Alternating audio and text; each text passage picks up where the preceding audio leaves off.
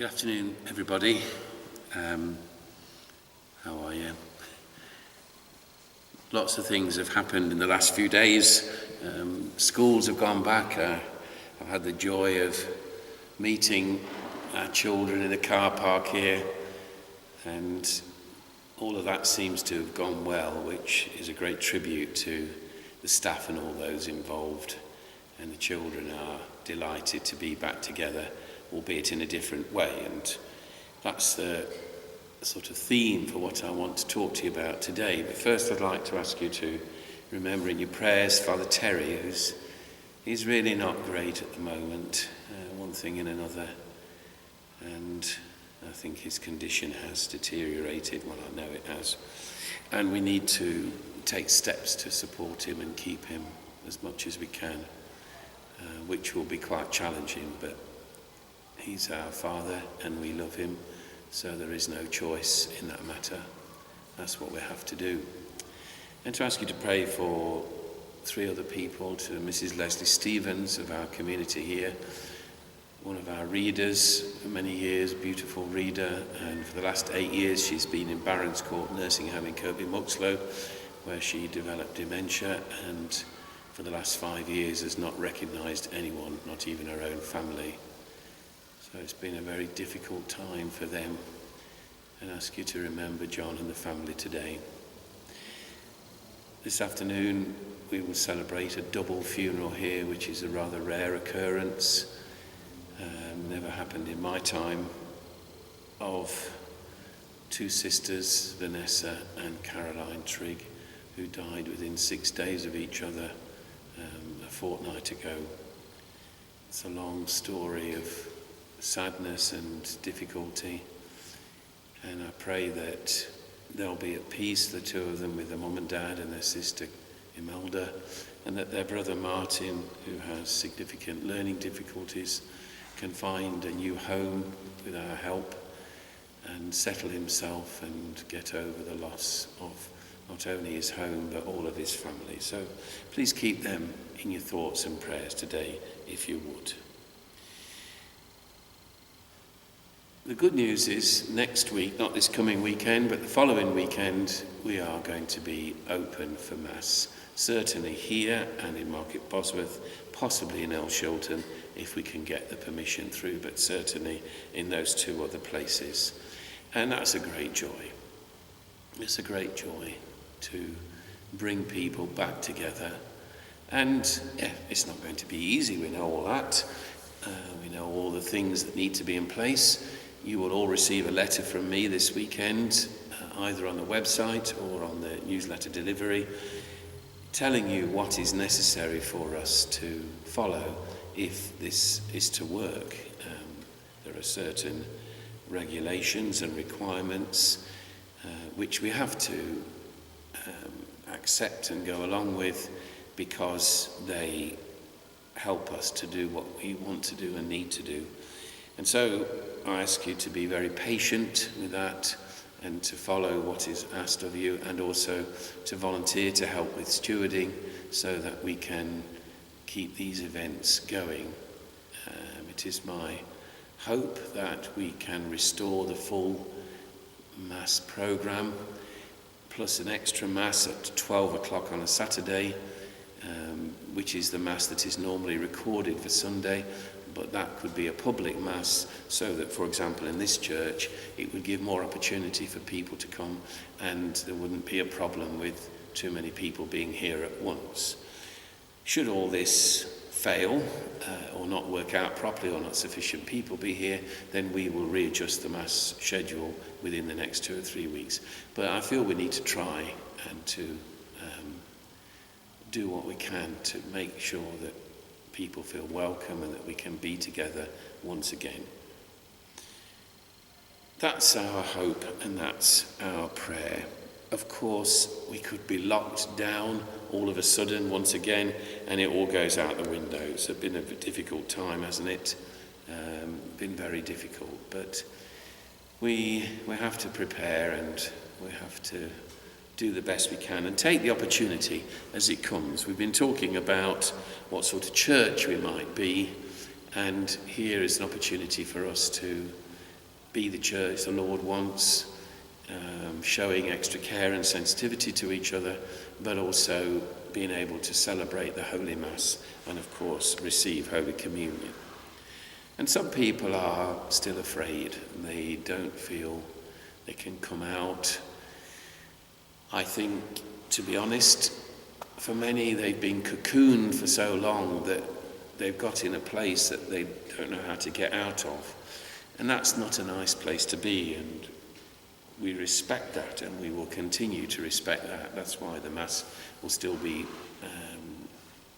recorded on Saturdays, and hopefully, certainly for a few weeks, we can continue with these afternoon reflections on a Wednesday. But some people are afraid, and it's a way of helping them to, allay their fears and to feel that it is all right to be part of the community again and to come out and be there. But that takes time and doesn't just happen because somebody decides it should. So a lot of patience is involved. When you come here to Mass, you won't be sitting in your own seat that you always value sat in for years and years. And, someone will direct you to a seat, and your telephone number will have to be taken for the tracking and tracing that's involved, and so on. Lots of things like that which will demand flexibility and patience. So we hope that that will be able to take place. And we can have public Mass also in the week. There are a few practical matters. First of all, we need people to volunteer to steward, and we'll have a meeting for you next week. We need people to volunteer to read. Obviously we have a reader's rota, but that's more or less defunct. We need people to volunteer, those Eucharistic ministers who are willing to come and take part in the Mass to do that. I'm also hoping that within the next fortnight we can resume taking Holy Communion to our parishioners who are living at home alone. We're not able to go back to the residential homes yet because they have still got these regulations that mean we can't visit, so I hope that will change soon. Those of you who very kindly distribute the parish newsletter on a Saturday, I hope you will continue to do that. But this weekend, if you don't mind, ask the people, are you intending to come to Mass on a regular basis? Because if they are, then obviously you won't need to deliver the newsletter to them. And that would make it a bit easier. If anybody else wants to help delivering newsletters, that would be very useful as well. We're going to need cleaners for our churches, not only after each Mass, but also in the general run of things when the churches start to be used again, and obviously people doing flowers and all of those things we want to start up again if we can. And the details about baptisms, about First Communion confirmation will appear in this week's newsletter, and there will be an opportunity for us to come and think about how we might proceed. It's interesting, isn't it, when we talk about coming back to Mass, how this has affected different people.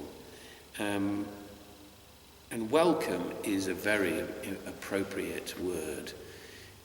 We want people to be welcome. Many of you, I know, are very eager to come back to your Mass and to meet your friends, to pray together and receive our Lord. It's been amazing.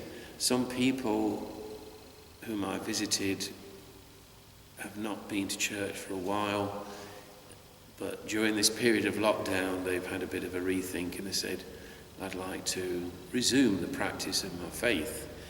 And others just miss not only the community, but also the communion.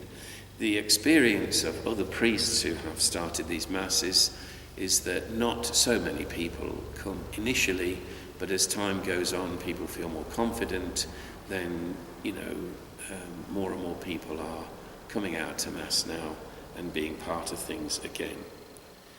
It's going to happen like that here as well, of course. I'm being a bit blunt now. Fancy that. I know that I've ruffled a few people's feathers, but I'm sorry, there are certain things that I am simply not prepared to tolerate. because they destroy the notion of welcome. Yes, we have to follow the regulations. Yes, we have to complete risk assessments. But I am not prepared to have our churches turned into a police crime scene with marked tape everywhere. I'm not. Nor am I prepared to have people booking in to come to Mass as if they're coming to the cinema. I'm sorry, that's just not on. The message that is given is, well, come back, but only if you do this, and this. And people are going to turn around and walk away and maybe not come back at all. And the people that make all these regulations don't get this at all. They don't think about people, they just think about rules. And rules are there for a purpose, but they are not there to overtake us and put us in this bureaucratic smog from which we cannot extricate ourselves. The rules and regulations have to be implemented tastefully, sensitively, and respectfully. And some of them just have to be ignored, because what is the point, for example, of the diocese telling us that when people come for private prayer, no one can use a toilet, but when people come for Mass, they can use a toilet? That's what I mean by sheer stupidity. It's just stupidity. And I have ruffled people's faith, and I am not sorry. I'm not sorry. The welfare of our communities is my responsibility. There is no way that I would ever, or those who work with me, put anyone at risk. There is no way. But we will not subject you to a sort of draconian, bureaucratic, antiseptic way of coming back to church. We're in danger as a Catholic Church of disinfecting ourselves out of existence because we got so over the top about this. We know what works and we know what doesn't work. And a lot of what we have to do is to wait and see. The government have been blamed, sometimes rightfully, but not always, for U-turns. Now, it's not a U-turn. If a situation develops that was not predicted, then you have to go back to where you were because it wasn't predicted. This is not a U-turn, and it's not fair to talk about U-turns when it comes to the coronavirus. It is fair to talk about it when it comes to education, of course, but not with the virus. And so we have to be prepared to be flexible and say, well, we can't carry on doing this because our experience is now showing us that this doesn't work.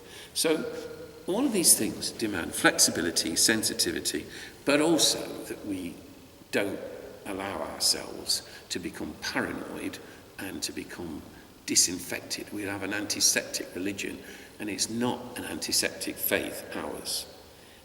We have to find the way of doing this together, and we do it with great joy and with enthusiasm.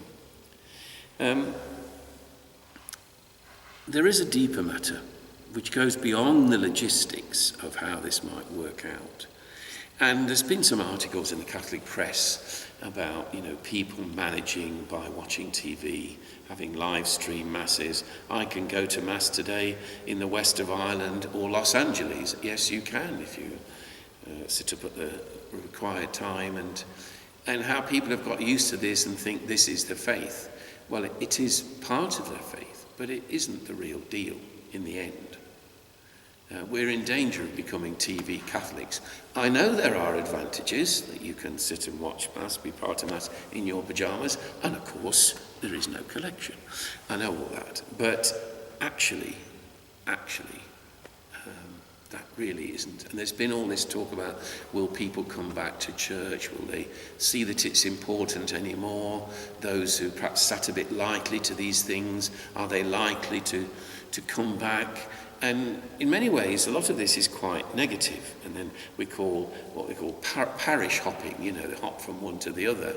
And so their own community loses the significance that maybe it once had.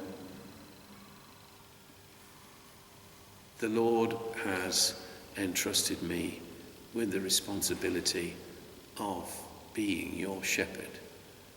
And he has also told me and my colleagues, do not let the sheep be scattered. So I won't. And that is why I have stood on 600 doorsteps since Easter Monday, because I wanted to see you. Some of you may be thinking, oh, well, we've escaped. Up to now you have, but you won't forever. And that experience has given me the insight to gauge people's opinions. I have discovered many people who were actually quite poorly that I did not know about. And they need some very special and regular support, which they are most entitled to and very welcome to. But I felt it was necessary to go and see you all, as many people as I could, just stand in your garden, stand on your doorstep, see if you're all right, and for you to feel that you are still part of this community. You know, that if I can't see you here in these churches, then I'll come out and see you myself. That's not a nice thing. That's my job. That's why you call me a father. It's my job and my privilege, if you don't mind me saying so. It's a privilege to do it, to come and be with you and see you and engage with you. You're my family, a rather large one, but you're my family and I love you all. And so the coming back together of that family is not something you can just write off, oh, well, people can go anywhere. No, you can't. We all belong in our own parish. And yes, over the last 4 years now, we've learnt to expand our notion of community, not just forms of Sholton or Market Bosworth or here, to include the 3 communities, through the work we've done together, through the fact that some people come to other churches for Mass here, but they're still part of the community and they still feel part of the community. And so there has been, if you like, an expansion of our notion of community and so on. And that's good, but we still belong together, and that's what matters. And so all this talk about, well, people can do what they like and go and do, it's really, my answer to that is, it's just nonsense. It's nonsense. We are a family that is defined by the Eucharist. The Eucharist is the body of Jesus. We, the church, are the body of Jesus. We eat the body of Jesus and we become the body of Jesus by so doing. So that's why, for example, it's so important to take Holy Communion to those who are sick. Now, before all this, I was doing this 51 times every week. I've not been able to do so. And the ministers would do it on Sunday. So the majority of people who are in residential homes or living on their own, before all this, receive communion twice a week. To show them that they were still part of the body whom they eat in Holy Communion, but part of the body who they are in the church community. And that's why it's so important for us to be back together, to understand who we are as Jesus' followers in the community. And in the Catholic community, there's always been a tradition, which is a good one, of emphasising the Eucharist. The sad part is that sometimes it's to the detriment of our understanding the presence of Jesus in his word, in the scriptures, which some of the other Christian traditions emphasise more, but also in the gathering, in the community, that we think almost exclusively about Jesus in the Holy Eucharist, but we don't think about Jesus in you and me, especially when we are together. And we are St. Dominic's community now, made up of 3 separate communities. I call it the Holy Trinity sometimes, 3 in 1. And our coming together, first of all, to pray is so important, but also to be together, to give our time and our love to each other, and to reach out to others in other parts of the world. And as I know full well that a lot of this has been happening during the lockdown. People have had newsletters delivered. People have rung each other up. People have cared for each other. And that is what I mean. And that's why it is so important for us to get back together, to be that church that I was speaking of last week, that Father Karl Rahner predicted.